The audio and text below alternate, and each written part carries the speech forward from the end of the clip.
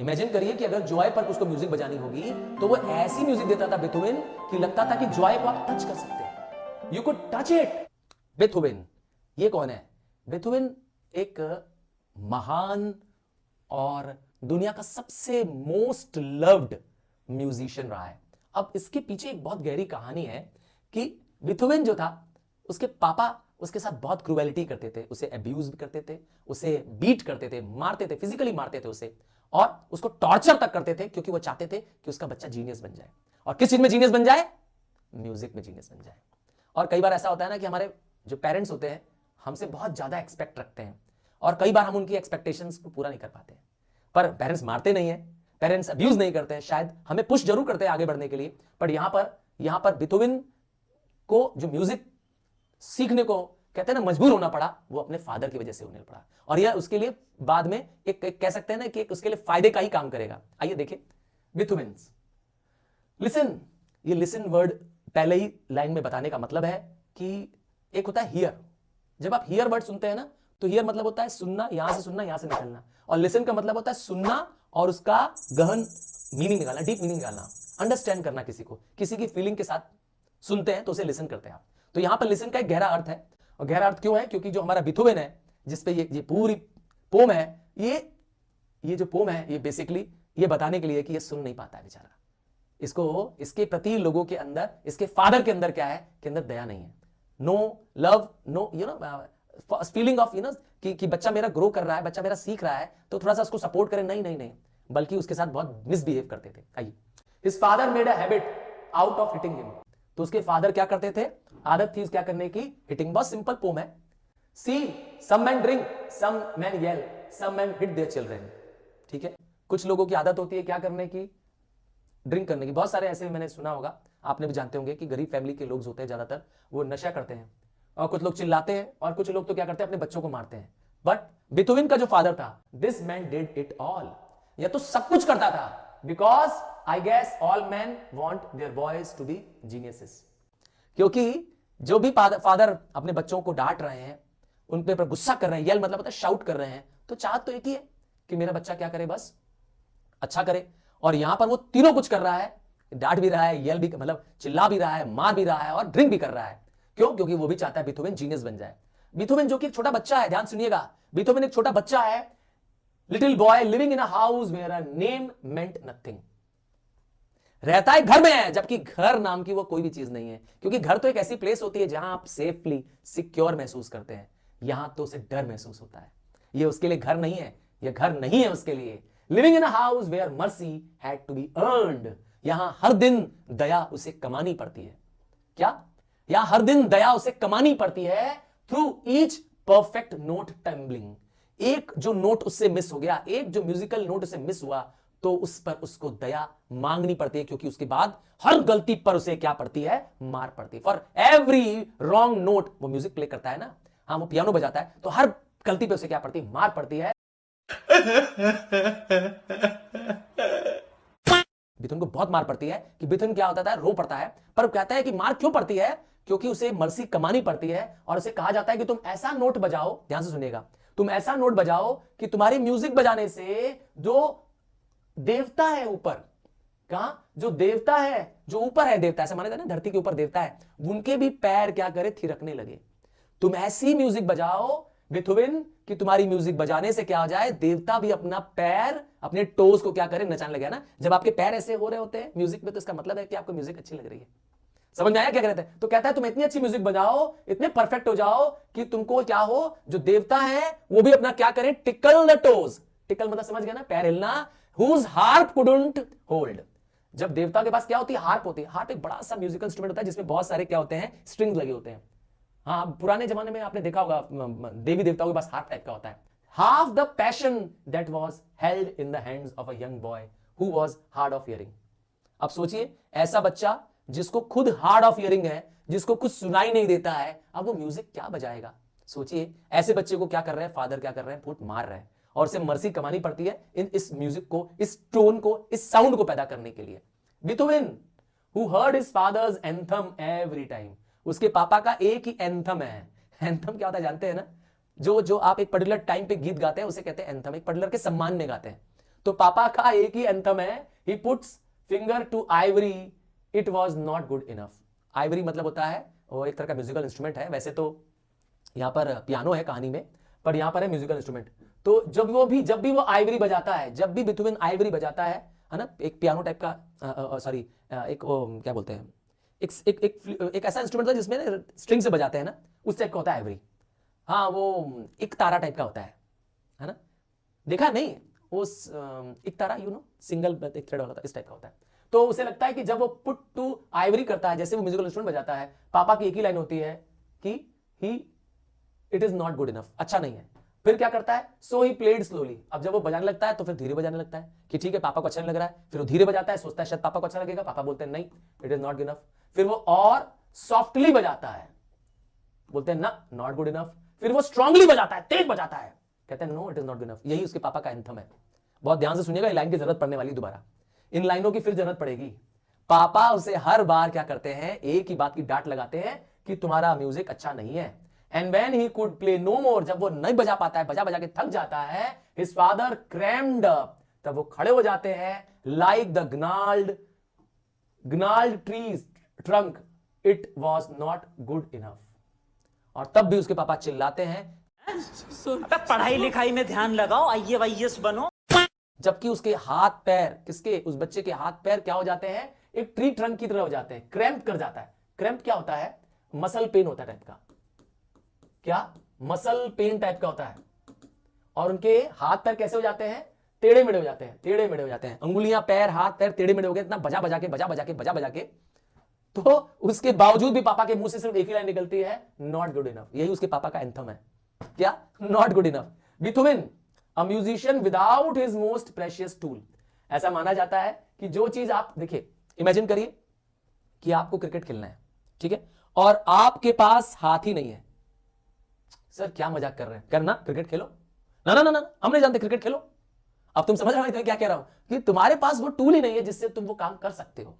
तो कान है ही नहीं कि आप म्यूजिक को सुने। जब म्यूजिक सुनेंगे तब तो बताएंगे कि मेरा म्यूजिक, अपना म्यूजिक कैसे जस्टिफाई करेंगे, सही है गलत है, क्या कमी है। और बेचारे के पास कान है नहीं, ईयर ड्रम ही नहीं उसके पास, तो ठीक है। Could no longer pound out rhythms, वो बेचारा रिदम नहीं पहचान पाता था अपनी, for the symphonies playing in his mind, क्योंकि उनके मन में तो बहुत कुछ चल रहा है, उसके माइंड में तो बहुत सारी सिंफनीज बज रही। सिंफनी क्या होता है, when many instrument players, musicians sit together, it forms a symphony. क्या, जब बहुत सारे इंस्ट्रूमेंट प्लेयर्स होते हैं ना एक साथ, कोई गिटार पे बैठे होते हैं, कोई तबला पे बैठा है, कोई सारंगी पे बैठा है, कोई ढोलक पे बैठा है, तो वो सिंफनी बन जाती है। तो सिंफनी की म्यूजिक उसके दिमाग में तो चल रही है, पर उसका कान नहीं चल रहा है। He couldn't hear the audience clapping।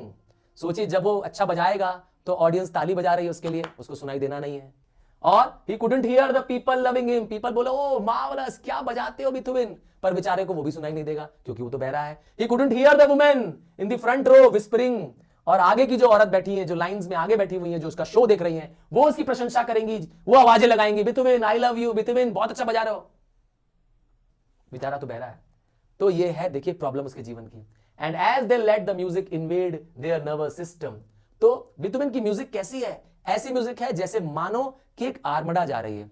Sir ये आर्मडा क्या होती है, आर्मडा एक शिप होती है जो आर्मी, एक समुद्र में जाती हुई शिप जिसके ऊपर दुश्मन अटैक कर देता है, तोप के गोलों से दुश्मन अटैक कर देता है, फिर भी आर्मडा जो शिप होती है इतनी स्ट्रांग होती है, वो क्या करती है, इसको फेस करते हुए चली जाती है। तो आसपास भली कितना शोर हो रहा हो, ध्यान से सुनिएगा, आसपास भली कितनी भी आवाजें हो, शोर हो, पर बीथोवन की म्यूजिक हम लोग के कानों तक चली जाती है और हमारे अंदर चली जाती है, आसपास की सारी शोर को क्या करती है, चीरते हुए। देखा बीथोवन की म्यूजिक कुछ इस तरीके से है, लाइक एन आर्मडा है, ठीक है, लिखा है ना, इसकी म्यूजिक इन्वेड कर दी, मतलब हमला कर देना, ऐसे हमला कर देती है जैसे मानो उसने हमारे नर्वस सिस्टम पे अटैक कर दिया है, क्योंकि वो बीथोवन की म्यूजिक हमारे अंदर समा जाती है। It gets into our nerves, get into our ear and into our nerves, हमारे अंदर समा जाती है, ऐसे जाती है जैसे आर्मदा चली जाती है। आर्मदा कैसे जाती है, जैसे मानो कि कैनन बॉल्स, तोप के गोले, कैनन मतलब तोप, कैनन मतलब तोप का गोला, समझ गए ना, तो तोप के गोलों से डेटोनेट करते हुए, एक एक इंच बचाते हुए in their body and into the explosion of heavily sensation. और जितने भी लड़ाइयां, जितने भी क्या हो, उसके ऊपर हमले हो जाए, पर वो क्या करती है, अपना काम करती हुई निकल जाती है, सबको चीरते हुए निकल जाती है। कौन, आर्मदा शिप्स। पहले जमाने में बड़ी बड़ी शिप्स हुआ करती थी, हाँ, जो सेल्स पे चलती थी। तो उसी तरह से बीथोवन की म्यूजिक भी थी, वो इंसान के नर्वस सिस्टम के अंदर चला जाता था, आसपास के शोर को चीर करता हुआ चला जाता था। ईच नोट, हर एक music note living track marks over every inch of that body, और जो भी म्यूजिक वो बजाता था वह इंसान के ऊपर एक निशान छोड़ जाता था। लिखा है हर एक ट्रैक जो उसने बजाया वो हमारी बॉडी पर मेकिंग देम एन एक फॉर वन मोर। मतलब जब इंसान उसकी म्यूजिक सुनता था, उसकी म्यूजिक उसके शरीर में, नर्वस सिस्टम में प्रवेश कर जाती थी, और इंसान को लगता था कि एक बार और कोई मुझे क्या करे, बीथोवन का म्यूजिक सुना दे। इतना पसंद करते थे लोग उसकी म्यूजिक के लिए क्या करते थे, वंस मोर, ठीक है, वंस मोर की चैलेंज हिट कर लेते थे। ही वॉज एन एडिक्शन, मतलब वह लोगों के लिए नशा बन चुका था। बीथोवन का म्यूजिक लोगों के लिए नशे की तरह था, क्योंकि जैसे आप नशा करने के बाद नशा छोड़ नहीं सकते हैं, फिर दूसरा ग्लास, और दूसरा ग्लास बाद फिर तीसरा ग्लास, वैसे ही बीथोवन का म्यूजिक है, एक खत्म होता था दूसरा शुरू, दूसरा खत्म तीसरा शुरू, और सो ऑन। तो लोगों को एडिक्शन कर दिया था बीथोवन ने। इतनी खुशी मुझे आज तक। तो राजा हो चाहे रानी हो, it did not matter. Beethoven के लिए कोई भी व्यक्ति ऊंचा नहीं है। क्यों? क्योंकि उसके लिए म्यूजिक सर्वोच्च थी। वह म्यूजिक के लिए झुकता है। न राजा न रानी, कोई उसके लिए मायने नहीं रखते हैं। The man got down on his knees for no one. जैसे ऐसा पुरानी परंपरा है कि जब कोई राजा या रानी आते तो लोग क्या करते थे, नी डाउन करते थे। होता है ना, जो भी कोटियर्स होते हैं राजा के आगे क्या करते हैं, नी डाउन करते हैं, नील डाउन होते हैं ना। पर बीथोवन किसी के आगे भी झुकता नहीं था, but amputated the legs of his piano. और क्या करता था, जब म्यूजिक बजाना होता था उसे, तो अपने पियानो के लेग्स को, ये पियानो का लेग क्या होता है, देखिए पियानो जो होता है एक टेबल में लगा हुआ इंस्ट्रूमेंट होता है ना, ऐसा। तो यहां पे पियानो के स्ट्रिंग्स होते हैं ना, बटन्स होते हैं ना, ऐसे कीज उसको बोलते हैं ना, पियानो के कीज, आपने देखा होगा। तो उसने क्या किया, इसके लेग को एम्प्यूट कर दिया, कट कर दिया। क्यों एम्प्यूट मतलब समझ गया ना, सेपरेट, कट कर देना। क्या किया था बीथोवन ने अपने पियानो के लेग्स को, लेग समझ गया ना, पियानो का जो जिस पे पियानो खड़ा होता है उसको नीचे कर दिया, so he could feel the vibrations through the floor. अब क्या होगा, जैसे ही पियानो बजेगा, ध्यान से सुनिएगा, तो फ्लोर शेक करेगा, और उसका पैर के तलवे, बीथोवन के जो पैर हैं वो इस फ्लोर पे पैर होंगे, जिससे वो पता चल जाएगा म्यूजिक कैसा है। तो वाइब्रेशंस उसको सिर्फ बताती थी कि म्यूजिक कैसा है। इमेजिन करिए how great a musician he was. सुन के नहीं, पैर से म्यूजिक को महसूस करता था, वाइब्रेशन से। क्योंकि पियानो के वाइब्रेशन धरती पे पहुंचते थे, ग्राउंड में पहुंचते थे, और ग्राउंड के वाइब्रेशन से वो महसूस करता था कि म्यूजिक कैसा है। ठीक है ना, फ्लोर के वाइब्रेशन से। The man got down on his knees for music. तो झुकता है, कहते हैं झुकेगा नहीं, पर बीथोवन झुकेगा। किसके लिए झुकेगा? म्यूजिक के लिए झुकेगा, और बाकी राजाओं के, राजा और रानियों के लिए नहीं झुकेगा। समझ में आया? पुष्पा है बीथोवन। ठीक है, चलो आगे बढ़ते हैं, jokes apart. For when the orchestra played his symphonies, it was echoes of his father's anthem repeating itself. यहां पे ध्यान दीजिएगा। तो जब ऑर्केस्ट्रास बजती थी, जब बहुत सारे म्यूजिशियंस एक साथ होते हैं, कोई गिटार पे होता है, कोई तबले पे होता है ना, कोई ढोलक पे होता है, कोई सितार पे होता है, सब लोग अलग अलग इंस्ट्रूमेंट बजा रहे होते हैं, कई सारे ग्रुप्स होते हैं ना। तो उस समय क्या होता था, जब सिम्फनीज होती थी, और एक व्यक्ति होता था जो सिम्फनी को क्या करता था, अपने हैंड से कंट्रोल करता था। आपने देखा होगा सिम्फनीज को बजाता ना। अरे यार रहमान का तो शो कभी देखा ही होगा, ऑनलाइन कभी देखा होगा। हाँ, तो जब ऑर्केस्ट्रा प्ले होती थी, तब उस समय क्या होता था, इसको अपने पापा का एंथम याद आ जाता था, और उसके पापा का एंथम था, बेटा तुमसे ना हो पाएगा, हमें तुम्हारे लक्षण बिल्कुल ठीक नहीं लग रहा है, तुमसे ना हो पाएगा। यस, उसके पापा का एंथम था कि एकदम अच्छा नहीं है, नॉट गुड इनफ। ठीक है, तो क्या बोलता था, लाइक अ ब्रोकन रिकॉर्ड। तो जैसे कि कहते हैं ना, एक रिकॉर्ड बनाना न बनना, समझ गया ना, कह रहे नहीं बेकार है। कहते हैं ना, रिकॉर्ड पहले जमाने में रिकॉर्ड हुआ करते थे, नहीं मालूम है, पहले जमाने में डिस्क टाइप होती थी बड़ी सी, तो उस तरह से इसका भी डिस्क अटकी हुई थी। कहते हैं ना, तुम्हारा जो रिकॉर्ड है वो अटक गया है, क्या? नॉट गुड इनफ, यही वो रिपीट करेगा। It was not good enough. तो सिम्फनीज बजती थी, हर बार क्या कहता था, और अपने आर्टिस्ट को, जो आर्टिस्ट बजा रहे होते थे, नॉट गुड इनफ, और सो दे प्लेड स्लोली। और जब वो सारे आर्टिस्ट फिर से स्लोली बजाते थे ताकि बीथोवन को अच्छा लगे, फिर कहता था नॉट गुड इनफ। और जब वो सॉफ्टली प्ले करते थे, फिर वही बोलते थे नॉट गुड इनफ। जब वो तेज बजाते थे, कहता था हट, नॉट गुड इनफ। देखा, अपने पापा के एकदम एंथम को रिपीट कर रहा है। So they tried to mock the man. और ये सारे जो म्यूजिशियंस थे, जो सिम्फनीज में थे, ऑर्केस्ट्रा में थे, वो मॉक करते थे, हंसते थे। याद रखना, इसको सुनाई नहीं देता है, याद रखना, इसका कान ठीक नहीं है। तो ये सारे म्यूजिशियन हंसते थे, make fun of their madness. बोलते थे पागल है लगता है ये आदमी, लगता है बीथोवन पागल है। मिमिकिंग और क्या करते उसकी कॉपी करते थे। नहीं अच्छा है, नहीं अच्छा, ड्रामा करते थे। अब जैसे बीथोवन बोलता होगा कि अच्छा नहीं है, नॉट गुड साउंड है ना, जैसे बोलता है, तो उसकी मिमिक करते, मिमिक पता कॉपी, उसके मूवमेंट को कॉपी करते थे। जिस तरीके से वो बोलता था, जैसे लोग नहीं कॉपी करते हैं अमिताभ बच्चन के स्टाइल से, हे ओ इस स्टाइल में बोलते हैं ना ऐसे, तो वैसे ही उसकी मिमिक करते थे। Holding Dai bro, holding Dai Bhoj a quarter of an inch above the strings, not making a sound. तो वो लोग भी क्या करते थे, ऐसे ही पोजीशन करते थे जैसे कि वो खुद करता था, होल्डिंग देयर बोज, है ना, a quarter of an inch above the string, और जो स्ट्रिंग होती थी उसकी स्टाइल में करते थे जैसे वो करता था, और बार बार क्या कहते थे, ना ना ना अच्छा नहीं है।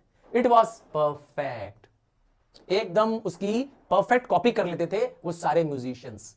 याद रखिएगा, म्यूजिशियन उसकी नकल करते थे, उसका मजाक उड़ाते थे। यू सी द डेफ मतलब बहरा, had an intimacy with silence. Intimacy मतलब होता है डीप लव, किसी के प्रति बहुत गहरा लगाव होना। तो किसके प्रति बहुत लगाव है इसका? ऐसा माना जाता है कि देखो जो बहरा है, इमेजिन करिए, जो बहरा है उसके पास जीवन में सिर्फ हर तरफ क्या है, शांति ही शांति है। और उसे इसीलिए कहा गया है कि बीथोवन के जीवन को लव था किससे ज्यादा, साइलेंस से। And it's there in their dreams, और यह शांति उसके ड्रीम्स में भी है। मतलब आपके और मेरे ड्रीम्स में शायद शोर होगा, लड़ाई झगड़े होंगे, पर इनके ड्रीम्स में क्या है, शांति है। And the musicians turn to one another not knowing what makes of the man trying to calculate the distance between the madness and genius. तो सारे म्यूजिशियन समझ नहीं पाते हैं कि ये आदमी पागल है कि जीनियस है, क्योंकि मैडनेस और जीनियस के बीच का जो गैप है, वैसे कहते हैं ना कि हर आदमी जो एक तरह का जीनियस है उसके अंदर एक तरह का पागलपन भी है। कहते हैं ना हर जीनियस आदमी के अंदर एक अलग तरह का जुनून है, तो वो जुनून उसको पागल तक की हपन की हद तक ले जाता है। वही बीथोवन के पास भी था। तो ये लोग समझ नहीं पाते थे, ये लोग समझ ही नहीं पाए कि ये आदमी सच में जीनियस है, म्यूजिशियन जीनियस है, या एक पागल सन की आदमी है। Realizing that Beethoven musicals is measurements, वो इस जो बीथोवन की म्यूजिक थी, जो इसका म्यूजिक की बजाने का मेजरमेंट था, could take you distance reaching past.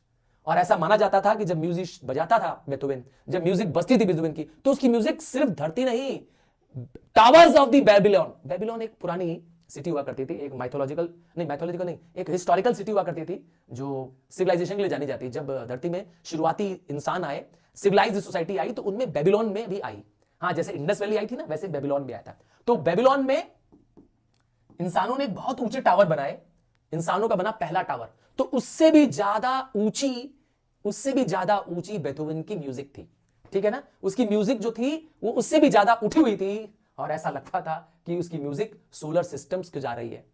हाँ, कल्पना करिए, म्यूजिक धरती से भी ऊंची थी, इतनी ऊंची म्यूजिक जाती थी उसकी कि वो लगता था मानो सोलर सिस्टम तक जा रही है। That symbols the crash together, और ऐसा लगता था कि वो सारे जो तारे हैं, वो सारी धरती है, उन सबको वो क्रैश कर देगी। वो जो सारे कहते हैं ना सोलर सैटेलाइट्स हैं, सोलर सिस्टम्स हैं, उसको वो क्रैश कर देगी, कॉजिंग कॉमेट्स टू कोलाइड। और ऐसा लगता था, कॉमेट्स जानते हैं, एक हेवनली बॉडी होती है जिसमें एक डीप लाइट होती है, वो सोलर सिस्टम को सन का चक्कर काटते हैं। कॉमेट्स पुच्छल तारा टाइप का होता है, एक टाइप का, a big star with a star with a big tail, ऐसा होता है कॉमेट। तो ऐसा लगता है कि जब उसकी म्यूजिक बजेगी तो म्यूजिक से कॉमेट्स टकरा जाएंगे। ऐसा होता नहीं है, बता दे रहे हैं। Creating a crescendo that was so loud, और उससे क्या होगा, उसकी जो म्यूजिक थी उससे इतना लाउड आवाज पैदा होता था, दैट शुक द कॉन्स्टिलेशन, जो तारों का समूह है। Constellation is group of stars forming a particular shape. क्या? Group of stars forming a particular shape. जैसे कि आसमान में कई सारे कॉन्स्टिलेशन है, तारों के समूह बने हैं, तो वो लगता था कि मानो वो अपनी जगह छोड़ देंगे। उसकी म्यूजिक इतनी लाउड होती थी, इतनी ऊंची होती थी कि वह आसमानों पे चाहती और क्या करती, पूरे यूनिवर्स को झकझोर देती, है ना। अपने स्टार्स अपनी पोजीशन छोड़ देते until the stars begin to fall, और ऐसा लगता था कि आसमान से तारे अब धरती पे गिर जाएंगे, इतनी जबरदस्त म्यूजिक होती थी। It look like the entire universe had begun to cry. Imagine करिए क्या महान म्यूजिशियन होगा कि उसकी म्यूजिक से लगता था कि वो पूरा यूनिवर्स, ये पूरी सृष्टि जो है वह रो पड़ेगी। And distance must be an illusion, तो कोई भी चीज अब दूर नहीं है इसकी म्यूजिक के लिए, बिकॉज डिस्टेंस सिर्फ एक कल्पना है, सिर्फ एक विचार है। The man must be a genius, और जरूर ये व्यक्ति क्या है, जीनियस है। तो लोगों का जो डाउट था कि ये जीनियस है, कि ये पागल है, सनकी है, तो ऐसा पता हो गया कि नहीं, ये पागल नहीं है, ये सच में जीनियस है, क्योंकि इसकी म्यूजिक तो बेबीलोन के टावर से ऊंची जाती है, और जो उस पर आसमान में जो सोलर सिस्टम है उसको पार निकल जाती है, और वहां पर जो कॉमेट्स है वो टकरा जाते हैं उसकी म्यूजिक से, तारे गिरने लगते हैं। सोचिए क्या म्यूजिक होगी। Beethoven his thoughts moving at the speed of sound, और ये सब कुछ किसकी वजह से है, उसके थॉट की वजह से। बीथोवन बहुत तेज सोचता है, transforming his emotions to music. तो जो भी इमोशंस उसके माइंड में आते हैं वो इमोशंस वो म्यूजिक में कन्वर्ट कर सकता है। वो अपने इमोशंस को, अगर खुशी के इमोशंस है तो म्यूजिक खुशी वाला होगा, रोने के इमोशंस है तो रोने वाली म्यूजिक को पैदा कर देगा। सोचिए what a great musician he was, and for a moment it was like Joy. अगर जॉय का मोमेंट होगा, खुशी का मोमेंट होगा, तो बेथोवन की म्यूजिक इतनी खुशनुमा होगी कि ऐसा लगेगा आप खुशी को छू सकते हैं, जैसे मानो वो टेंजिबल चीज है। इमेजिन करिए कि अगर जॉय पर उसको म्यूजिक बजानी होगी तो वो ऐसी म्यूजिक देता था बेथोवन कि लगता था कि जॉय को आप टच कर सकते हैं। You could touch it, like for the first time we could watch love and hate. तो उसकी म्यूजिक में लव एंड हेट दोनों एक साथ है, जबकि दो कॉन्ट्रास्टिंग फीचर है, लव भी है और हेट भी है। ऐसा लगता है जो दोनों डांस कर रहे हैं इन अ वॉल्ट्स। वॉल्ट्स जानते हैं क्या होता है? एक ऐसा डांस होता है जिसमें मेन क्या करते हैं, फीमेल्स को लेकर के डांस करते हैं राउंड राउंड। आपने देखा होगा ब्रिटिश हॉल्स में अक्सर कई सारे मैन, यंग वुमेन और मैन क्या करते हैं, हाथ पे हाथ पकड़ डांस करते हैं, वॉल्ट्स। तो उसी में क्या है, लव और हेट है दोनों, in such a precision and beauty that we finally understood that the history wasn't important to know the man all ever have to do to listen. तो यह पूरी हिस्ट्री, यह पूरी इंसानियत खत्म हो जाएगी इसको समझने में, इसको सुनने में, क्योंकि इसने सब कुछ एक साथ पैदा कर दिया है। एक ही म्यूजिक में लव और हेट पैदा कर दिया है। यहां लव और हेट कैसे हो रहा है? क्योंकि जिसके साथ वो म्यूजिक में डांस कर रहा है मैन, वो लव है, और जो उसको पसंद करती है, जिसके अगेंस्ट में वो डांस कर रहा है, वह शायद उसे हेट करे। और वो दोनों ही इमोशंस एक साथ पैरेलली क्या हो रहा है, उसकी म्यूजिक में बज रहा है। जो जिस भावना से सुन रहा है, जो जिस इमोशन से सुन रहा है, उसको वही इमोशंस क्या हो रहे हैं, उसके म्यूजिक में सुनाई दे रहे हैं। दैट इज व्हाई इसको समझना, उसको लिसन करना। देखिए लिसन से स्टार्ट हुआ था, लिसन पे आके खत्म हो गया।